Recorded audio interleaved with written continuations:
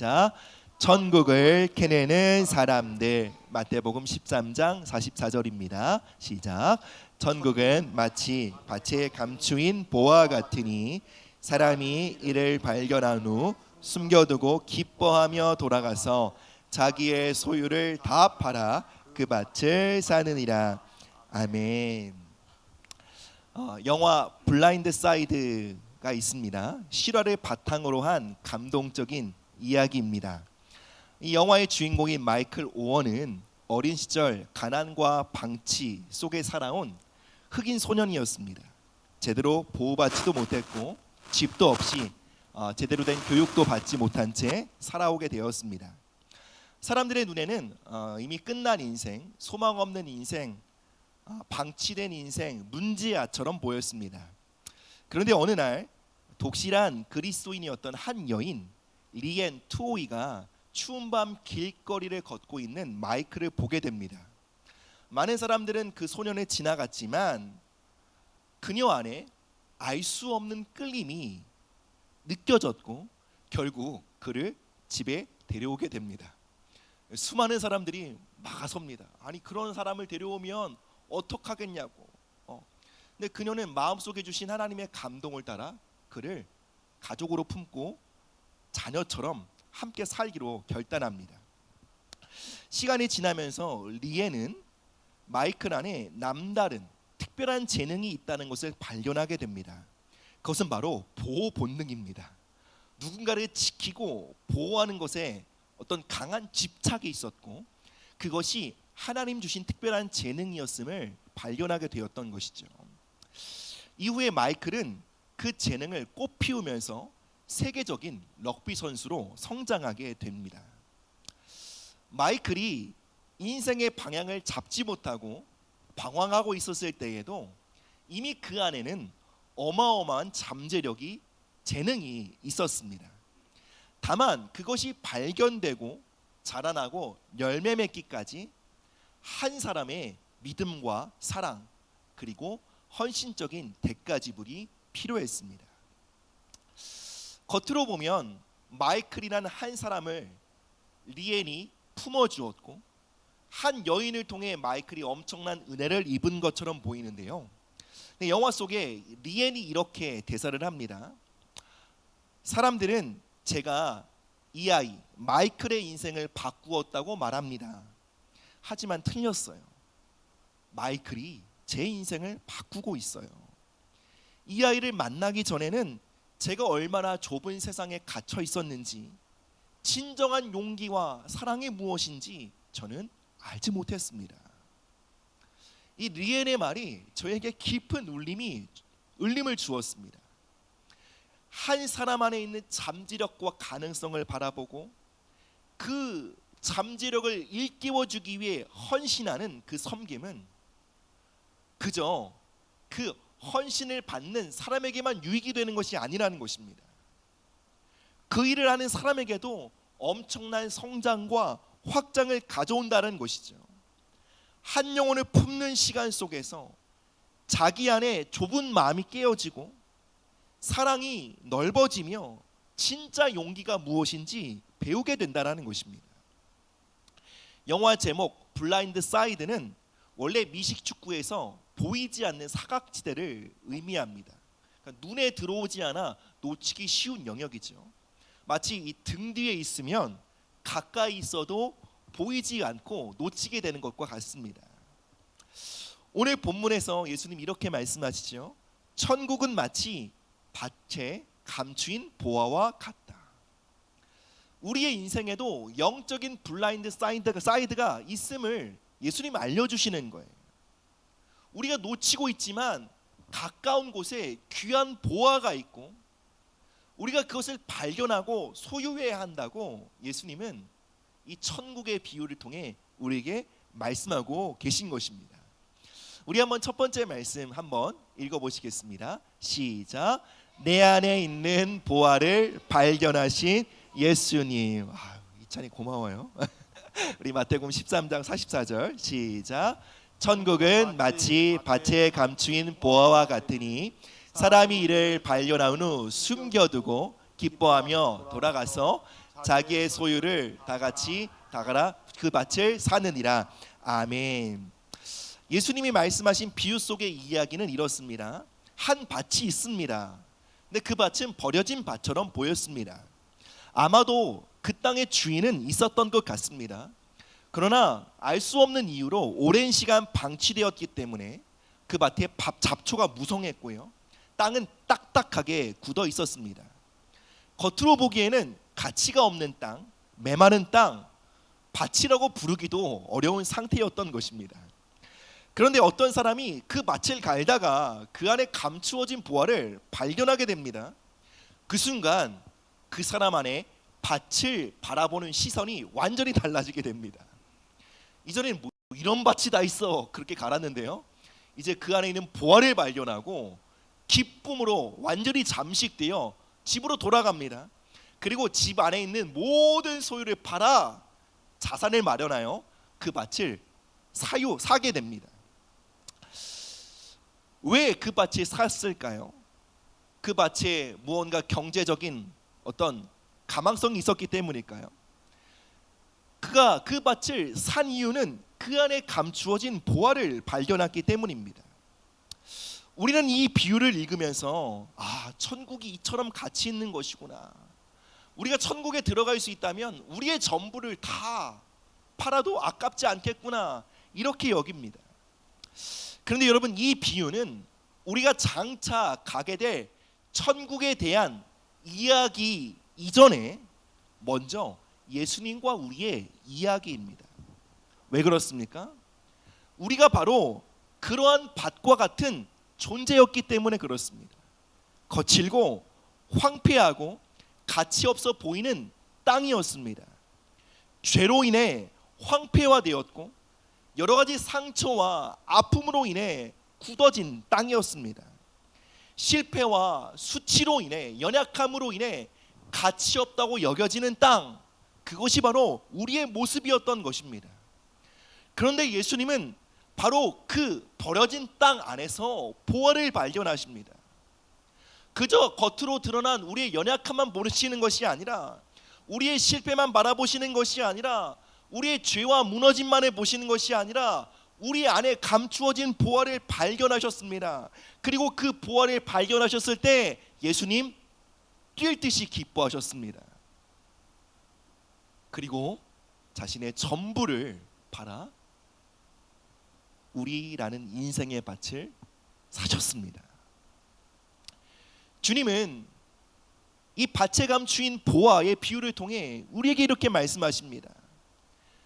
너가 아직 거칠고 초라해 보일지라도, 사람들이 너의 가치를 인정해 주지 않을지라도, 나는 너 안에 있는 그 감추어진 보화를 안다. 아마 천국에서 아버지 하나님과 예수님께서 황폐한 밭과 같은 우리의 인생을 바라보시며 이렇게 얘기를 나누셨을 거예요. 어느 날 예수님이 아버지께 말씀하십니다. 아버지, 제가 저 밭을 사고 싶습니다. 그 밭 안에 엄청난 보화가 감추어져 있습니다. 아버지께서 말씀하십니다. 나의 아들아, 잘 보았다. 그 안에 귀한 것이 담겨 있단다. 그런데 문제가 있단다. 그 밭의 소유주가 악독 주주란다. 바로 악독 주인인 사단이란다. 그래서 그 밭을 사기 위해서는 너의 피 흘림이 필요하단다. 아버지의 말씀에 아들 예수님은 조금 더 주저하지 않고 이렇게 말씀하셨을 것입니다. 아버지, 준비되었습니다. 제 생명을 지불해서 저의 피 흘림을 통해 그 밭을 소유할 수 있다면 제가 기꺼이 그 일을 하겠습니다. 사랑하는 여러분, 예수님의 십자가는 죄 사함을 위한 대속의 사건일 뿐만 아니라 우리 안에 있는 보화를 발견하시고 그 보화를 소유하시기 위해 주님이 지불하신 대가인 것입니다. 이제 우리는 더 이상 버려진 밭이 아닙니다. 주님의 것이 되었습니다. 주님은 우리 안에 무엇이 있는지를 보십니다. 우리가 알지 못할지라도, 우리가 깨닫지 못할지라도 우리 안에 있는 잠재력을 보십니다. 그리고 결코 우리를 포기하지 않으십니다. 우리가 넘어질 때에도, 같은 자리에서 반복적으로 실패할지라도, 변하지 않는 것처럼 보일지라도 우리 주님을 말씀하십니다. 나는 너를 결코 포기할 수 없다. 너 안에는 하나님의 형상이 담겨 있다. 너 안에는 하나님의 꿈과 계획이 담겨 있어. 그리고 그 꿈을 이루며 살아갈 놀라운 잠재력이 담겨 있단다. 하나님은 오늘도 우리 안에 있는 보화를 바라보시고, 그리고 그 보화가 캐내어 이 땅 가운데 나타날 수 있도록 지금도 사랑과 성실로 우리의 삶을 향해 수고하고 계십니다. 주님의 끊임없는 사랑과 헌신과 섬김을 통해 마침내 우리 안에 감추어진 보화가 나타나게 되는 것, 성경은 이것을 천국이 임하였다라고 설명합니다. 우리 안에 하나님의 형상이 발견되는 것입니다. 하나님이 심어두신 은사와 재능과 잠재력이 꽃을 피우는 것입니다. 하나님의 꿈과 계획이 우리의 삶을 통해 펼쳐지는 것입니다. 우리의 사명과 우리의 목적이 발견되는 것입니다.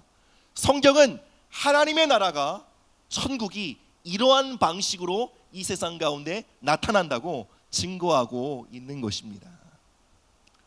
사랑 여러분, 여러분 안에 보화가 있습니다. 믿겨지지 않으실지라도 예수님은 그 보화를 집중해서 바라보고 계십니다. 사랑 여러분, 이 시간 이 예배를 통해 여러분 안에 있는 그 천국, 그 보화가 발견되어지고 여러분의 삶에, 여러분의 가정에, 이 땅 가운데 그 보화가 드러나게 되기를 주님의 이름으로 축복합니다. 우리 다음으로 넘어가 보겠습니다. 두 번째입니다. 시작. 천국은 우리 가까이 있습니다. 아멘.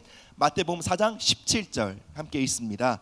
이때부터 예수께서 비로소 전파하여 이르시되 회개하라 천국이 가까이 왔느니라 하시더라. 아멘.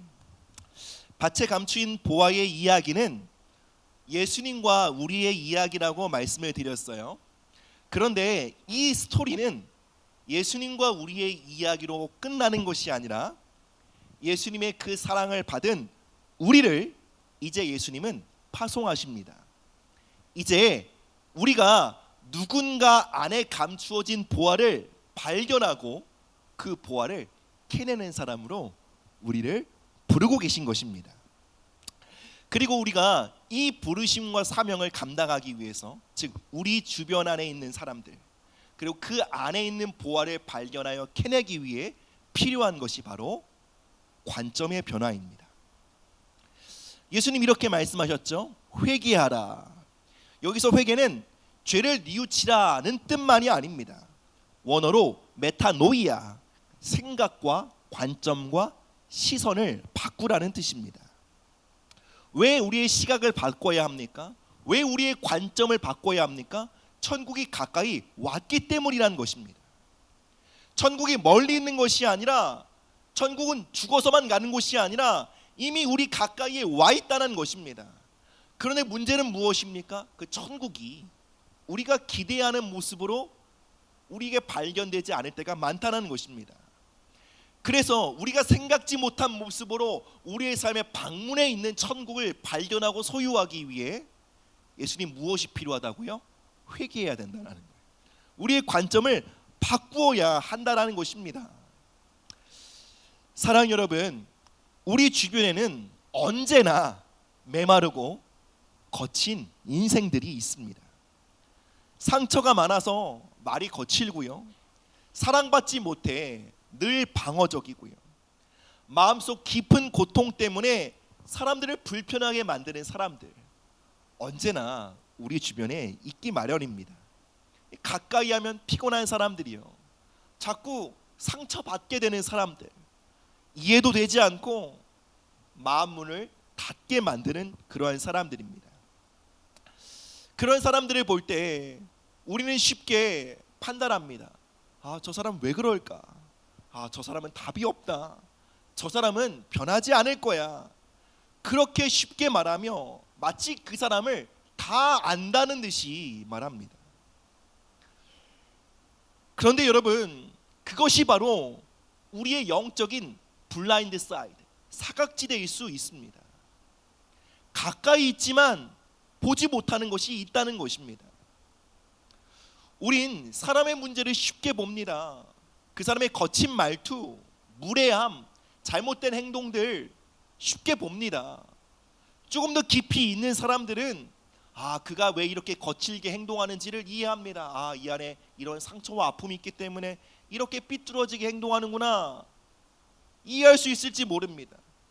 그런데 대부분의 사람들이 그 안에 감추어진 보화가 있다는 것을 깨닫지 못합니다.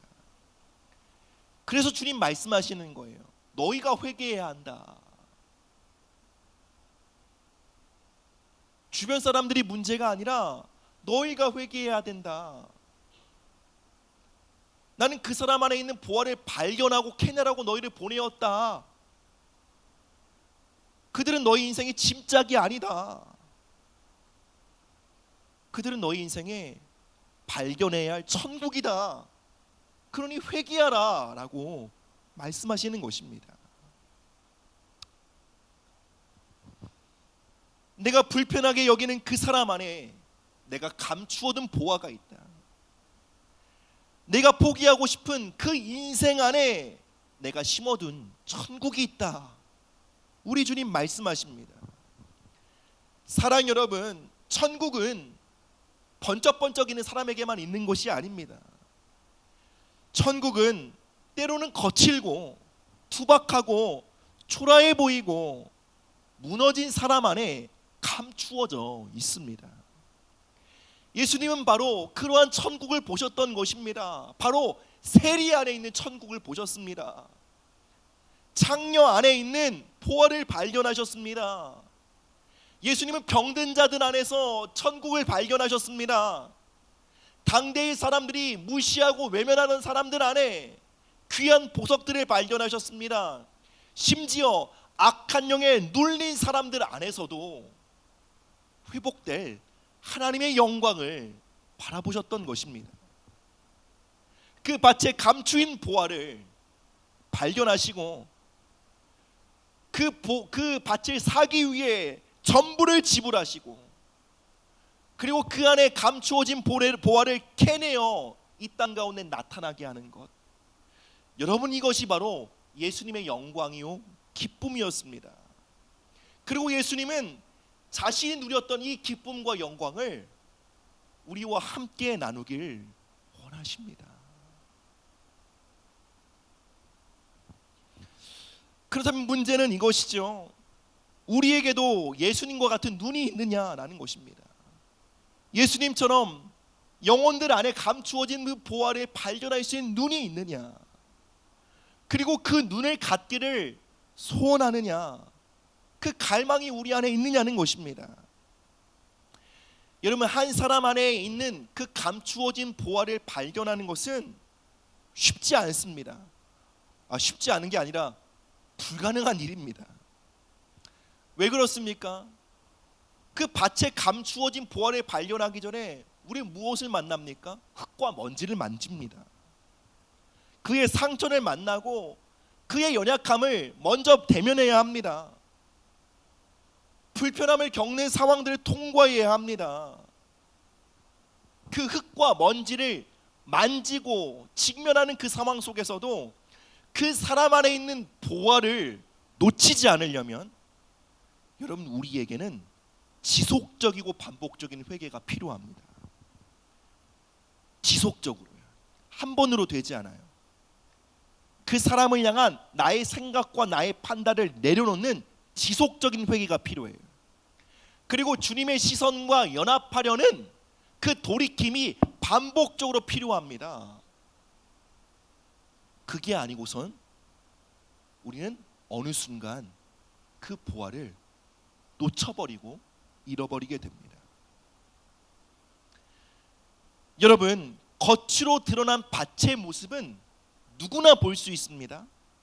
그러나 그 밭 안에 감추어진 보화는 오직 회개한 사람만 볼 수 있습니다.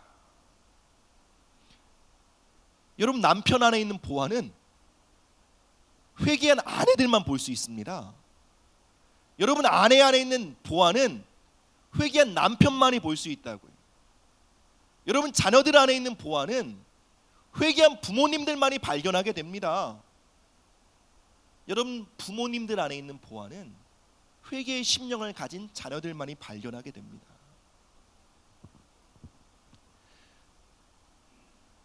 우리가 밭에 감추인 보화를 발견하기 위해서는 주님이 우리의 눈을 열어주셔야 합니다. 사랑 여러분, 우리가 영혼을 섬긴다는 것 그저 인내심과 열정만으로 할 수 있는 일이 아닙니다. 우리의 인내심은 금방 바닥이 납니다. 우리의 체력도 쉽게 고갈됩니다.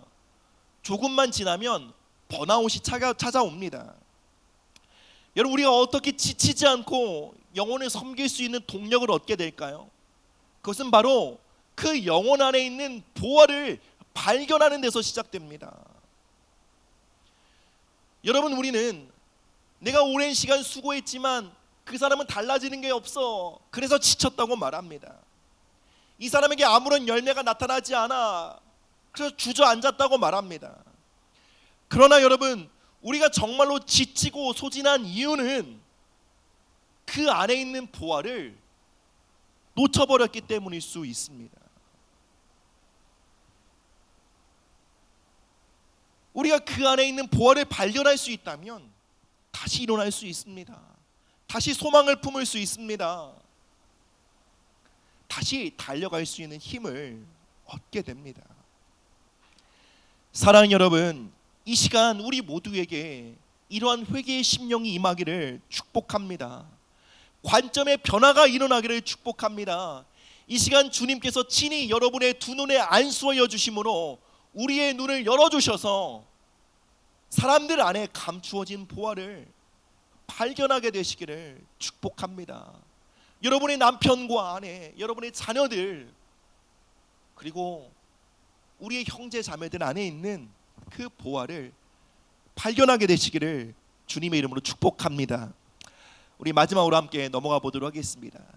읽습니다. 시작. 보화에 합당하게 영혼을 대해야 합니다. 고린도후서 5장 16절에 있습니다. 시작. 그러므로 우리가 이제부터는 어떤 사람도 육신을 따라 알지 아니하노라. 아멘. 우리가 누군가의 인생에 감추어진 보화, 그 영혼을 향한 하나님의 꿈과 계획이요, 그 영혼 안에 하나님이 심겨두신 잠재력이요, 하나님의 뜻과 계획을 이루며 살아갈 수 있는 그 원천을 발견했다면 우리는 어떻게 살아야 할까요? 이제 그 보화에 합당하게 그 영혼을 대해야 합니다. 우리가 영혼들을 어떻게 대하는 방식은 이제 그 보화를 크게 감추어 두고 말 것이냐, 아니면 이제 그 보화를 캐내어 나타나게 할 것인지를 결정짓는 중요한 행위입니다. 오늘 방금 읽은 고린도 후서는요, 바울이 고린도 교회를 향해 이렇게 말하는 것입니다. 나는 더 이상 너희들의 육신의 어떠함을 따라 너희들을 판단하지 않겠다. 여러분 아시는 것처럼 고린도 교회가 꽤 문제가 많은 교회였거든요. 제가 만약에 고린도 교회의 목회, 그러니까 담임 목사라고 한다 그러면 저는 절대로 밝힐 수 없었을 거예요. 어느 교회 섬기고 계십니까? 비밀입니다. 이렇게 했을 것 같아요. 근데 바울이 섬겼던 이 고린도 교회가 굉장히 많은 문제가 있었어요. 당파 싸움이 있었고요, 음란의 문제, 성적인 죄도 있었습니다. 가난한 자를 무시하는 일들이 있었어요. 리더십과 목회자를 무너뜨리려는 시도 또한 있었습니다. 그런 문제가 많은 성도들을 향해 바울이 이렇게 말하는 거예요. 나는 너희들을 더 이상 육신을 따라 생각하지 않기로 결단한다. 여기서 바울이 말하는 육신이 무엇입니까? 죄입니다. 그 사람의 죄예요. 그 사람의 상처입니다. 잘못된 태도입니다. 실패와 미성숙함입니다. 바울은 결단하는 것입니다. 나는 그것들에 집중하지 않겠다. 난 너희들의 미성숙함에, 너희들의 실패에 반응하는 사람으로 살지 않겠다. 나는 이제 너희들 안에 있는 하나님이 두신 보화, 그 보화를 알기를 원하고 이제 그 보화에 합당하게 너희를 대하기를 결단한다. 이것이 바울의 고백인 것입니다. 여러분, 우리는 너무나 쉽게 그 사람 안에 있는 보화를 덮고 있는 흙과 먼지에 반응합니다. 아, 그 사람 왜 그런 거야? 왜 이렇게 무례하지? 왜 같은 실수를 이렇게 반복할까? 왜 이렇게 어린 거야? 언제 철들까?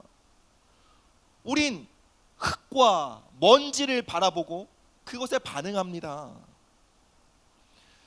그러나 여러분, 그것은 본질이 아닙니다. 본질은 무엇입니까? 그 안에 감추어진 보화입니다. 천국의 사람들은요, 천국을 캐내는 사람들은요, 흙과 먼지에 반응하는 사람들이 아니에요. 즉, 그 사람 안에 있는 죄, 연약함, 실패, 미성숙함, 그것을 바라보고 그것에 반응하는 사람이 아니라 그 안에 감추어진 보화에 집중하고 그 보화에 반응하는 사람입니다.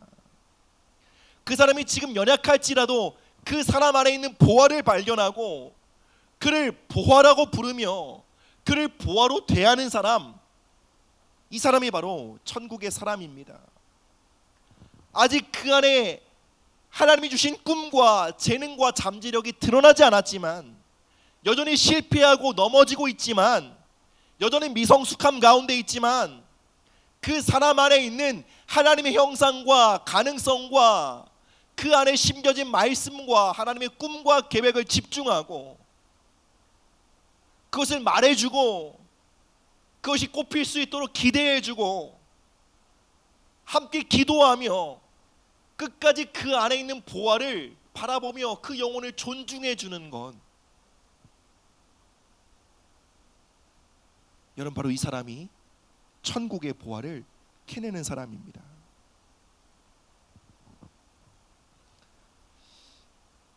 여러분, 누군가의 보화, 누군가 안에 담겨있는 보화를 캐내는 과정 속에서 여러분, 우리는 반드시 우리의 손에 흙이 묻는 것을 경험하게 될 거예요. 그의 연약함, 그의 무례함을 경험하게 될 수도 있어요.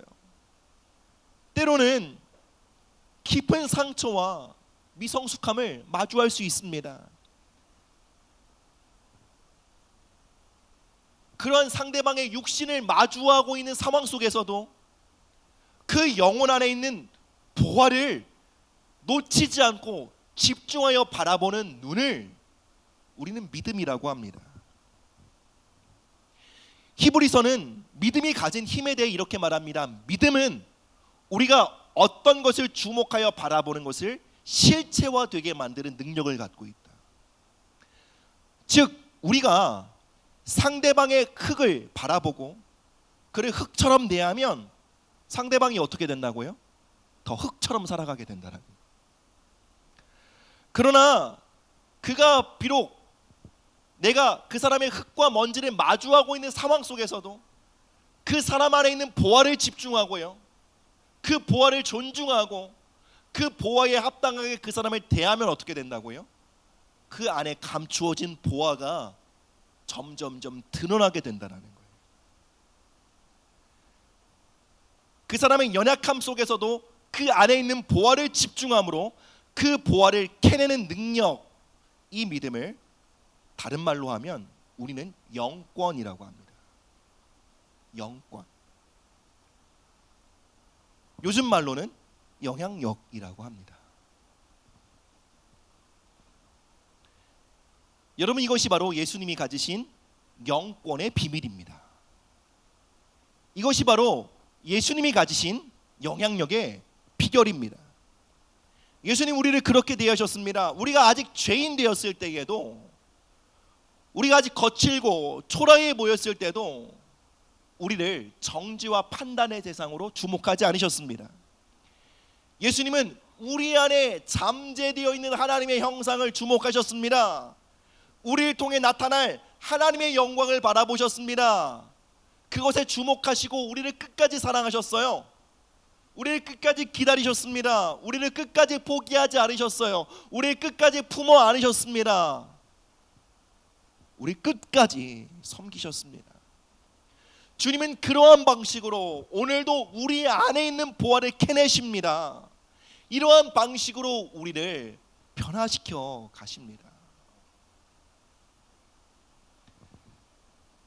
여러분, 목회자로서 제가 가장 빠지기 쉬운 유혹이 무엇인 줄 아십니까?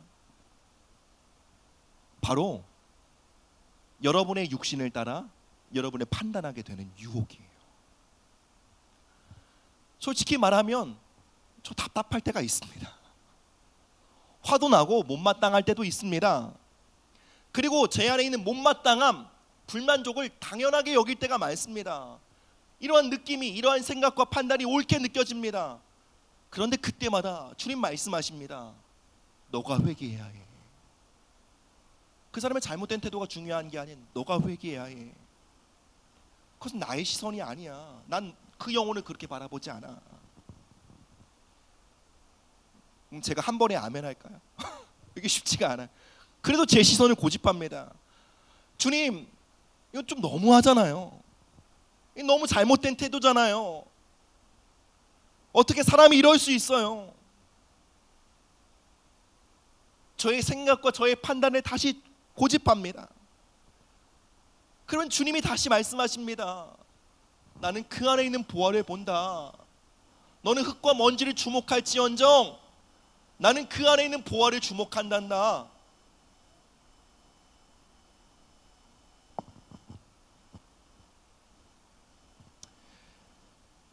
이런 주님의 말씀에 제가 순복하고 회개의 자리에 서는 것. 주님, 제가 잘못했습니다. 제가 잘못 봤네요. 제가 틀렸습니다. 주님이 옳습니다. 주님의 시선을 저에게 가르쳐 주십시오. 여러분, 이러한 돌이킴과 이런 회개의 자리에 서는 것은 여러분 저의 목회 여정 속에 가장 힘든 싸움입니다. 가장 치열한 영적 전쟁이에요. 여러분, 그리고요, 제가 이 전쟁에서 승리하지 않고선 전혀 어떠한 영혼도 섬길 수 없습니다. 어떠한 영혼도 회복시킬 수 없는 것입니다.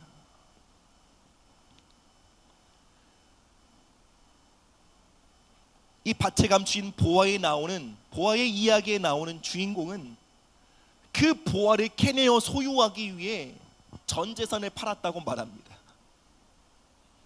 우리 아이들이 즐겨 부르는 찬양처럼 집 팔고 냉장고 팔고 다 팔아서 그 밭을 소유하려고 합니다. 무슨 말입니까? 누군가 안에 감추어진 보화를 소유하기 위해서는 대가 지불이 필요하다는 거예요. 그럼 여러분 남편 안에 있는 보화, 여러분 안에 있는 보화, 여러분 자녀들 안에 있는 보화를 발견하고 캐내기 위해 여러분 지불해야 될 대가가 무엇일까요? 여러분 기꺼이 집도 파실 수 있으시죠? 근데 집 안 팔아도 돼요. 여러분, 우리가 기꺼이 지불해야 될 대가는 겸손과 회개의 심령이에요.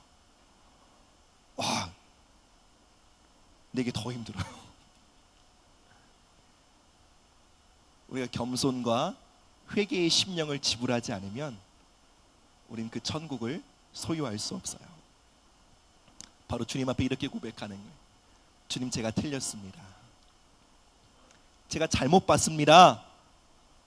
내가 주님의 시선이 아니라 나의 시선으로 그 영혼을 주목하고 있었습니다. 주님, 용서해 주세요. 이것이 우리가 그 영혼 안에 있는 천국을 소유하기 위해 지불해야 될 대가 지불이에요. 그 사람의 육신을 보고 흙과 먼지를 보고 판단하는 대신 회개를 선택하는 것, 겸손히 주님 앞에 나와 자신의 시선을 내려놓고 하나님의 시선을 구하는 것, 이것이 우리가 지불해야 할 대가입니다. 여러분의 자녀들의 모습을 볼 때 예배드리는 태도가 엉망인 것처럼 보일 수 있어요. 마치 주님을 떠난 것처럼 보일 수 있습니다. 그런데 그러한 생각을 주님 앞에 내려놓아야 합니다. 그들 안에 있는 보화를 보셔야 합니다. 그들 안에 있는 예배자의 심령, 하나님을 향한 목마름을 보셔야 합니다. 그들 안에 감추어져 있는 하나님의 꿈과 계획을 발견하셔야 합니다. 우리 배우자의 약함, 그들의 남편과 아내의 흙과 먼지를 우리는 매일 마주하고 살아갑니다. 그러나 여러분, 그것이 본질이 아닙니다. 그 안에 보화를 발견하셔야 합니다. 그리고 그 보화를 캐내기 위해 대가 지불하셔야 합니다. 남편을 향한 나의 판단, 아내를 향한 나의 생각과 편견, 자녀들을 향한 나의 염려와 근심을 회개해야 합니다. 그리고 그 안에 있는 보화를 발견하고 감사를 선택해야 합니다. 그 안에 있는 보화를 발견하고 존중을 선택해야 합니다. 여러분, 이것이 바로 우리의 가족들 안에 있는 천국을 소유하기 위해 우리가 지불해야 할 대가입니다. 힘든 대가 지불이죠. 그러나 그 안에 있는 보화가 귀한 것임을 발견하면 발견할수록 회개와 겸손과 감사와 존중의 걸음은 쉬워질 것입니다. 사랑하는 여러분, 주님은 그 보화를 캐내기 위해 기꺼이 대가 지불할 자들을 찾고 계십니다. 자신이 옳다고 하는 자리에서 내려오는 거예요. 상대방을 향한 판단을 기꺼이 내려놓는 거예요. 아무리 억울하고 아무리 내가 피해자인 것 같고 열이면 열, 저 사람이 잘못했다고 모두가 말할지라도 그 안에 있는 보화를 얻기 위해서요, 나의 정당함을 내려놓는 거예요. 나의 자기를 내려놓는 거예요. 나의 판단을 내려놓는 거예요. 그리고 주님 앞에 이렇게 고백하는 거예요. 하나님, 주님의 시선을 주세요. 주님의 마음을 부어주세요. 주님의 눈과 시선으로 그 영혼을 바라보게 하여 주옵소서. 여러분, 바로 그 자리에서 무엇이 시작된다고요? 천국이 임한다고요. 그 사람 안에 감추어진 보화가 나타나게 된다라고요. 그리고 그 보화가 나타나게 되는 것은 그 사람에게만 유익이 아닙니다. 우리에게 엄청난 유익이 된다는 거예요. 사랑하는 여러분, 천국은 멀리 있지 않습니다. 가까이 있습니다. 그러니 회개하십시오. 주님의 시선으로 영혼들을 바라보십시오. 감추어진 보화를 발견하십시오. 그리고 그것을 캐내십시오. 여러분의 가정에, 여러분의 관계에, 이 교회 공동체 가운데 감추어진 보화, 감추어진 천국이 밝히 드러나게 되기를 우리 구주 예수님의 이름으로 축복합니다. 우리 함께 자리에 일어나셔서 찬양과 기도로 주님께 고백하며 나가도록 하겠습니다. 이 시간 우리 모두 잠시 눈을 감고 우리 주변에 있는 사람들을 떠올려 보십시다. 여러분, 한번 여러분 자녀를 그려보세요. 배우자를 떠올려 보십시다. 우리 자녀들은 여러분의 부모님, 또 우리 형제 자매를 떠올려 보세요. 그리고 교회 안에 있는 성도들을 떠올려 보십시다. 그리고 그 안에 감추어진 하나님의 형상, 하나님의 꿈, 놀라운 잠재력, 그 부활을 여러분 상상해 보세요. 이건 단순한 상상이 아니라 믿음으로 거룩한 상상을 하는 것입니다. 그 보화를 집중하며 우리 이렇게 고백합시다. 하나님, 제가 우리의 자녀들을 육신을 따라 판단했던 것을 회개합니다. 주님, 이제 주님의 시선을 우리 안에 주시고 그 안에 있는 보화를 발견하게 하여 주옵소서. 이제 주님, 우리의 가족들을 다르게 바라보길 원합니다. 주님의 시선으로 바라보게 하여 주시고 하나님, 그들 안에 있는 감추어진 보화를 발견하여 캐내는 자로 우리를 사용하여 주옵소서. 우리 함께 기도하며 나아가도록 하겠습니다. 사랑의 하나님 아버지 감사합니다. 주님, 우리 안에 아버지 주님의 시선을 부어주십시오. 하나님, 우리의 가족들, 우리의 자녀들, 우리의 남편과 아내, 하나님 우리의 부모님, 하나님 우리 성도들 안에 있는 감추어진 보화를 바라보길 원합니다. 주님, 우리에게 거룩한 믿음을 부어주시옵소서. 예, 주님, 우리 자녀들 안에 있는 하나님 놀라운 잠재력을 보게 하여 주옵소서. 그들 안에 있는 하나님을 향한 목마름을 보게 하여 주옵소서. 예비자의 심령을 바라보게 하여 주옵소서. 하나님의 꿈과 계획과 비전을 바라보게 하여 주옵소서. 하나님, 우리의 남편과 아내 안에 감추어진 하나님의 형상을 주목하여 바라보게 하여 주옵소서. 하나님, 우리가 육신을 따라 상대방을 판단했던 것을 회개합니다. 주님, 용서하여 주옵소서. 주님, 그 사람 내 상대방의 연약함을 바라보고 그 연약함에만 반응했던 것을 용서하여 주옵소서. 주님, 그 안에 있는 보화를 발견하지 못했던 것을 회개합니다. 주님, 이제 다르게 보길 원합니다. 주님, 이제 다르게 보길 원합니다. 주님, 도와주세요. 주님, 도와주세요. 예, 주님, 도와주세요. 사랑 여러분, 영적인 세계에는 거리가 없어요. 그래서 여러분, 우리가 마음속에 그 대상을 우리가 그리고 바라면 영적으로 연결되게 돼요. 여러분, 그것은 공상이 아니라 실제입니다. 영적인 세계는 거리감이 없어요. 이 시간 제가 부탁드리고 싶은 것은 여러분 마음에 이 시간 감동해 주시는 그 사람을 한번 그려봅시다. 그리고 이렇게 한번 고백해 봅시다. 미안합니다. 한번 고백해 보실까요? 미안합니다. 당신을 잘못 보았습니다.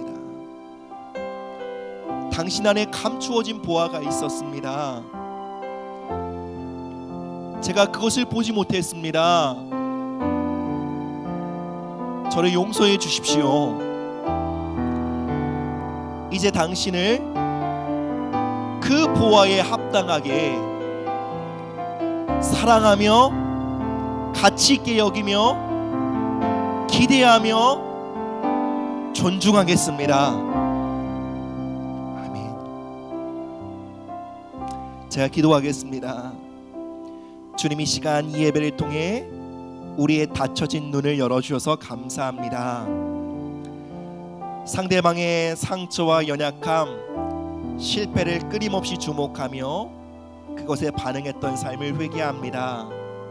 주님, 우리의 눈을 열어주시고 그 안에 감추어진 보화를 보게 하여 주옵소서. 예수님의 이름으로 축복하며 선포합니다. 이제 우리 자녀들 안에 감추어진 보화가 나타날지어다. 그들 안에 숨겨져 있는 예배의 심령, 하나님의 비전과 꿈이 이제 이 땅 가운데 나타날지어다.